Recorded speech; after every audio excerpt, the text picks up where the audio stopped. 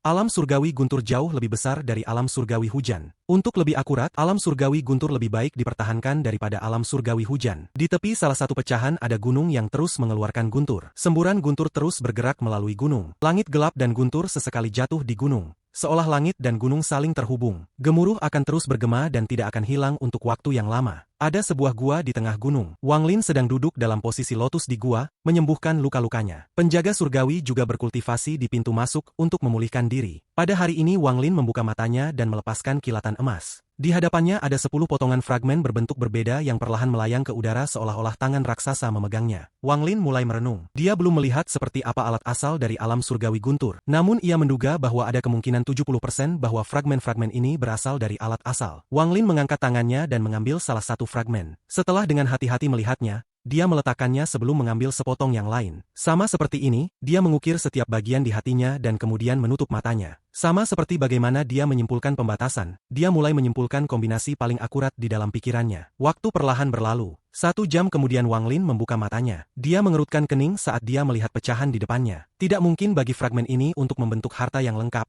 karena ada potongan-potongan yang hilang. Setelah merenung sejenak, Wang Lin melambaikan tangannya. Fragmen itu dikelilingi oleh energi celestial dan mulai bergerak. Potongan-potongan terhubung bersama untuk membentuk vas. Ada celah seperti bekas luka di antara masing-masing fragmen, membuatnya memberikan rasa keindahan yang tidak lengkap. Selain itu, di satu sisi vas ada beberapa bagian yang hilang yang mencegahnya tidak lengkap. Setelah mencari beberapa saat, Wang Lin melambaikan tangannya dan potongan-potongan itu pecah sekali lagi. Dia kemudian memasukkannya kembali ke tasnya. Itu Su Fenghan adalah seorang kultivator ilusin, jadi mengapa dia tidak memiliki tas penyimpanan? Wang Lin bingung dengan ini setelah dia membunuh Su Fenghan. Setelah Su Fenghan mati, tubuhnya menghilang. Akal ilahi Wang Lin menyebar dan dia menemukan bahwa dia tidak meninggalkan tas penyimpanan. Ini adalah fenomena yang sangat aneh. Tingkat kultivasi orang itu sangat tinggi. Bahkan jika dia tidak mempersiapkan harta untuk perjalanan ke alam surgawi guntur ini, dia masih harus menyiapkan beberapa pil. Selain itu, jika dia memiliki keuntungan, dia tidak mungkin memegang terus di tangannya. Wang Lin mengerutkan kening dan sangat bingung. Pasti ada beberapa alasan yang aku tidak tahu,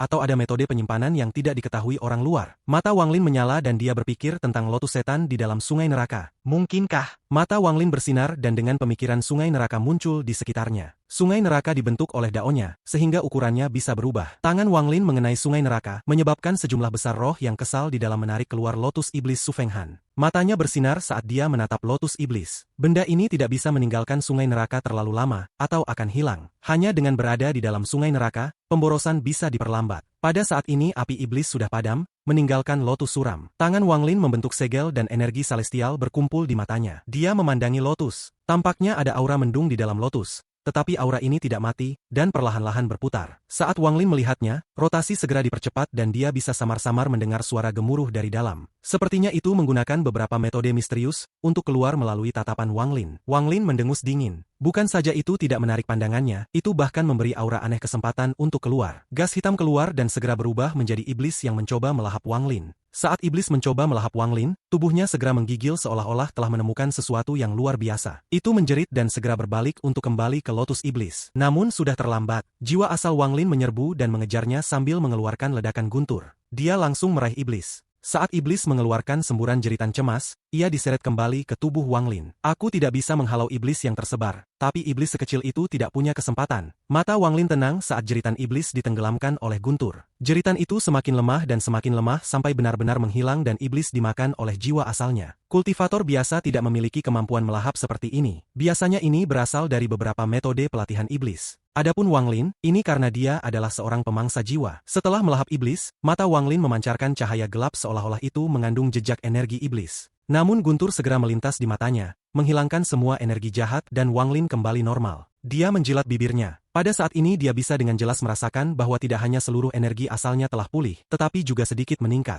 Seolah-olah semua energi asal telah dikompresi. Setelah gas hitam menghilang, bagian dalam lotus tidak lagi berawan dan Wang Lin bisa melihat ruang lain di dalam lotus. Ada 4 manik jernih memancarkan cahaya terang mengambang di dalamnya. Namun mereka terlihat tidak stabil, seperti mereka bisa hancur kapan saja. Tepat pada saat ini, Wang Lin melihat ke atas dan 1 manik kristal runtuh dan hilang. Melihat bahwa manik kristal lainnya akan runtuh, tangan kanan Wang Lin segera meraih 2 manik. Saat dia hendak meraih yang ketiga, manik itu runtuh. Mata Wang Lin menyala dan dia menarik tangannya dengan 2 manik di dalamnya. Setelah mengeluarkannya, manik itu berhenti runtuh. Akal ilahi Wang Lin memasuki manik dan dia segera terkejut. Sungguh mantra yang menarik, menggunakan sesuatu yang dibentuk oleh Dao sebagai tas penyimpanan. Wang Lin mengambil napas dalam dan mengerti mengapa Su Fenghan tidak memiliki tas penyimpanan. Menggunakan Dao untuk membentuk ruangnya sendiri dan menyimpan barang-barang berharga di dalamnya untuk perlindungan maksimal. Mantra ini sangat praktis. Pada saat ini setelah Lotus kehilangan manik kristal dan gas hitam, bunga itu layu dengan cepat. Seolah-olah ribuan tahun telah berlalu, itu sangat layu dan akhirnya menghilang. Wang Lin menarik pandangannya dan menghancurkan salah satu manik kristal, menyebabkan botol pil muncul. Botol itu masih disegel oleh lilin,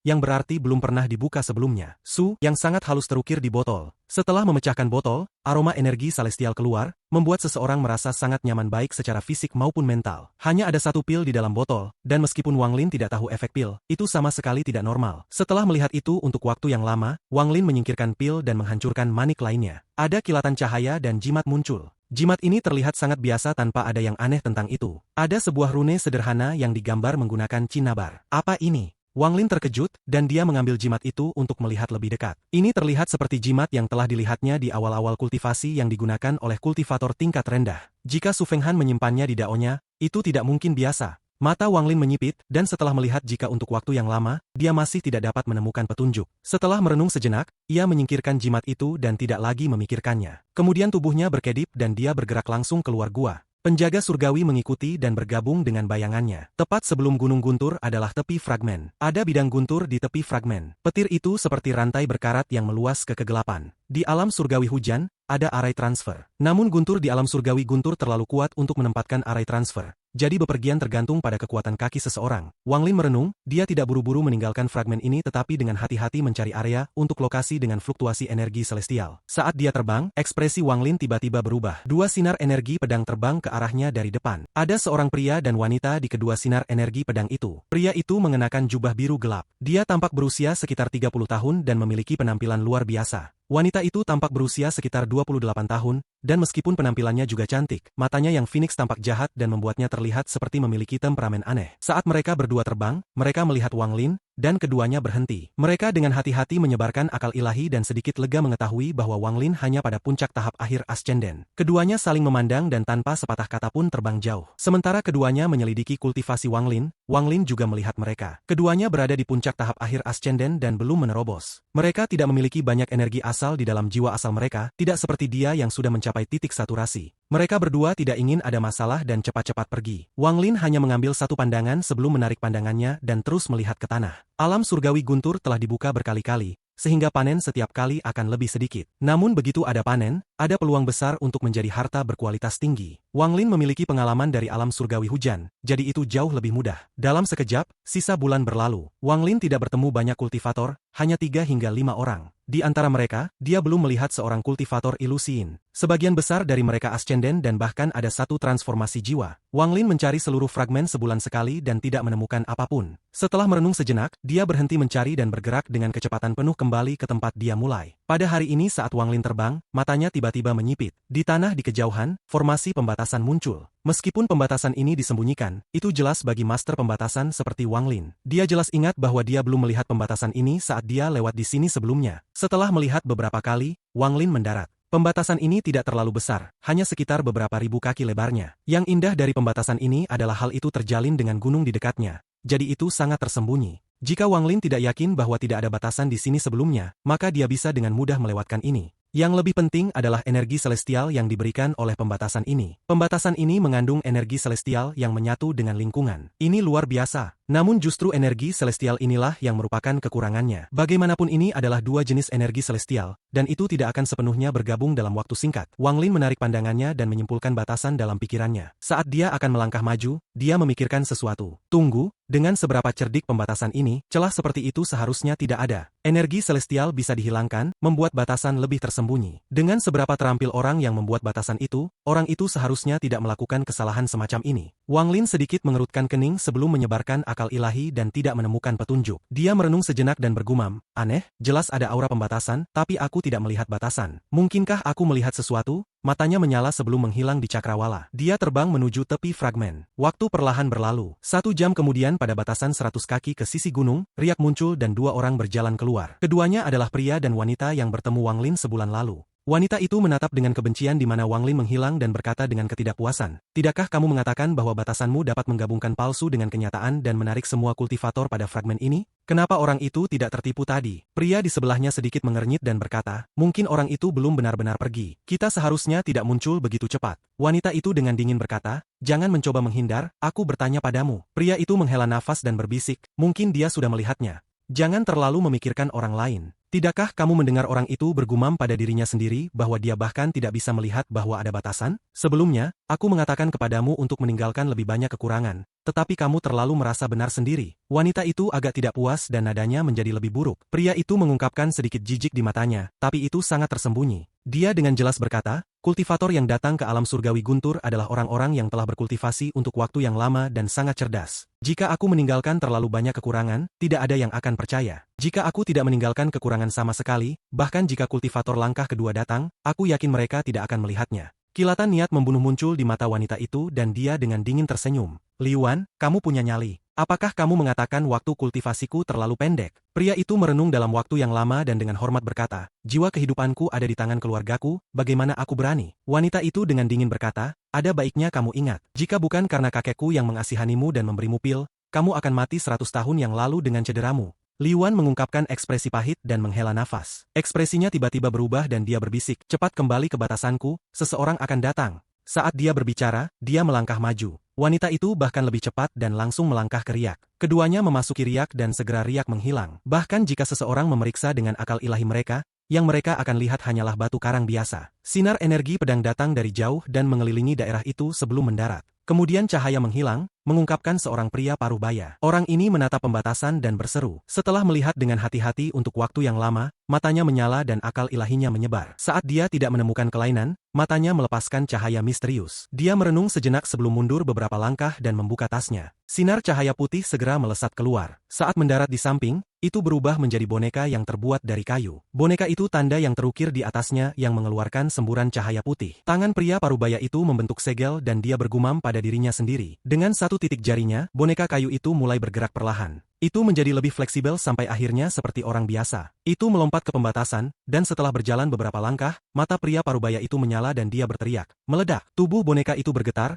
cahaya putih semakin kuat, dan dengan keras tubuh boneka itu runtuh. Guncangan dari keruntuhan dengan cepat menyebar dan memecahkan batasan, memperlihatkan lubang yang disembunyikan oleh batasan itu. Mata pria parubaya itu mengungkapkan kegembiraan. Dia membuka tasnya dan mengeluarkan boneka lain. Boneka ini langsung melompat ke dalam lubang di bawah kendali pria parubaya itu. Tak lama kemudian, mata pria itu mengungkapkan ekstasi dan dia masuk ke lubang yang dalam tanpa ragu. Tepat setelah dia masuk, dia segera menjerit dan jiwa asalnya keluar dari lubang yang dipenuhi rasa takut. Namun tepat saat dia pergi, bayangan hijau keluar dan menariknya kembali. Riak muncul sekali lagi dari batu 100 kaki jauhnya dan Li Yuan dan wanita itu berjalan keluar. Melihat lubang itu, Li Yuan menghela nafas dan menoleh. Adapun wanita di sampingnya, dia mengungkapkan ekspresi kegembiraan. Dia berjalan ke lubang dan kemudian meraihnya. Dia dengan lembut berkata, "Jadilah baik, makan satu lagi dan kami akan mengubah tempat. Kali ini aku pasti akan membiarkanmu makan kenyang di alam surgawi guntur." Menarik. Sosok Wang Lin muncul tidak jauh. Dia tidak pernah pergi tetapi menggunakan ilusi sebagai penyamaran dan melihat pertunjukan yang bagus. Ekspresi wanita itu berubah saat dia berbalik dan menatap Wang Lin yang tiba-tiba muncul. Dia mengerutkan kening dan hendak berbicara ketika Li Yuan melangkah maju,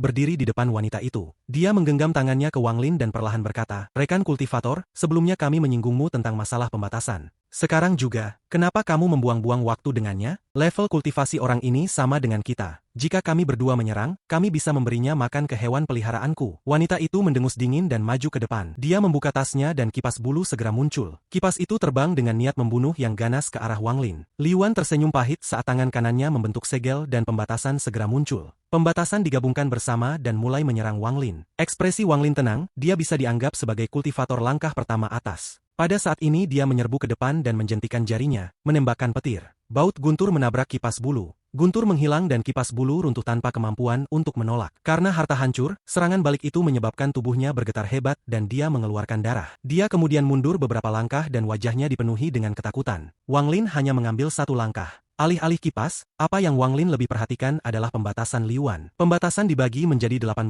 pembatasan yang tumpang tindih dan terhubung satu sama lain. Pembatasan ini sangat aneh, jika seseorang melihatnya murni dengan maksud untuk memecahkannya, itu akan membutuhkan waktu untuk melakukannya. Namun sekarang ini adalah pertempuran. Mata Wang Lin menyala. Dia tidak mencoba memecahkannya tetapi mengangkat tangannya. Guntur di dalam jiwa asalnya muncul sekali lagi, membentuk telapak tangan raksasa. Telapak ini menabrak langsung ke arah 18 pembatasan yang tumpang tindih dan saling berhubungan. Setelah beberapa saat, 18 pembatasan runtuh satu persatu karena itu tidak mampu menahan kekuatan telapak tangan. Setelah semua pembatasan runtuh, telapak tangan masih belum menghilang dan mendarat langsung di dada Liuan. Liuan batuk darah, wajahnya pucat dan dia mundur beberapa langkah. Dia menatap Wang Lin dengan tatapan tidak percaya. Pada saat ini Wang Lin mengambil langkah kedua dan langsung melangkahi dua orang. Dia tiba di sebelah tempat pembatasan itu dan melihat ke dalam lubang. Ada awan energi yin hijau di dalam lubang. Pada saat Wang Lin melihat ke bawah, energi yin keluar, membentuk tengkorak besar yang memancarkan cahaya hijau dan segera bergegas untuk melahap Wang Lin. Mata Wang Lin mengungkapkan cahaya aneh dan dia dengan lembut berkata,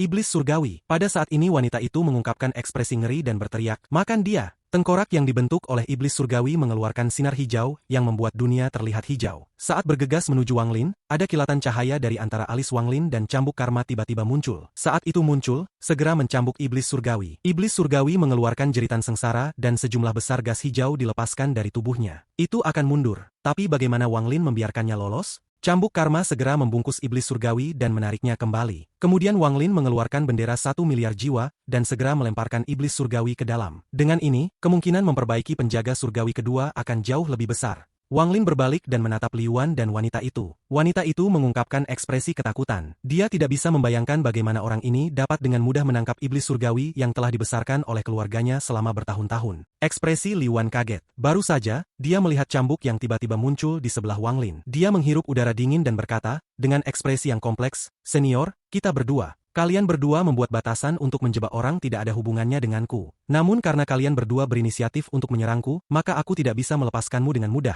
Ekspresi Wang Lin tidak menunjukkan kegembiraan atau kemarahan, tetapi kata-kata itu menyebabkan tubuh wanita itu bergetar. Liuan mendesah dalam hatinya. Dia merenung sejenak sambil menatap Wang Lin dan dengan hormat berkata, "Senior, masalah ini adalah kesalahan kami. Junior ini tahu tempat yang sangat rahasia di mana pembatasan ada dan mungkin harta celestial juga. Junior menawarkan tempat ini untuk menyelesaikan masalah ini." Wanita di sebelahnya tidak lagi memiliki semangat dan tidak berani berbicara.